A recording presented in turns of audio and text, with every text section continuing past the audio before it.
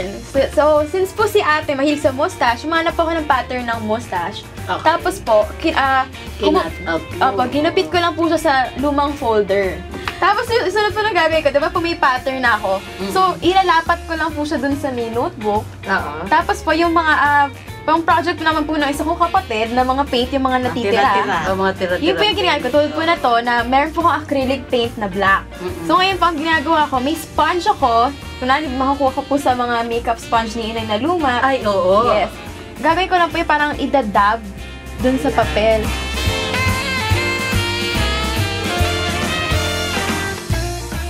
Wag po ninyong ipapahid kasi po pag pinahid, magkakaroon siya ng parang umbok na.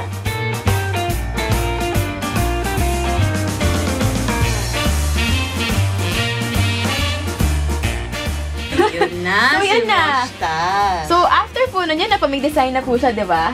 So, di maganda siya.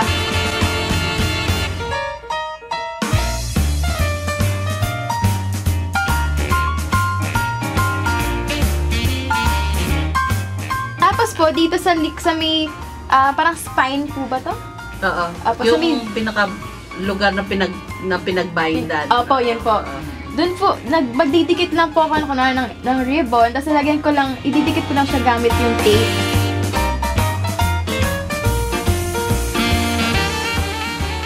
So, yun po, may personalized na gift ka na, may planner ka pa. Ayan. Sabi ko na nga ba mga kawais, talagang maganda, creative, at check na hindi pagkakamalan pa, halimbawa maiwanan ng friend mo, tapos balikan niya sa kantin yung kanyang planner. Yes, Aba, planner ko yan. Walang katulad yan. Unique ang iyong gift sa iyong friend.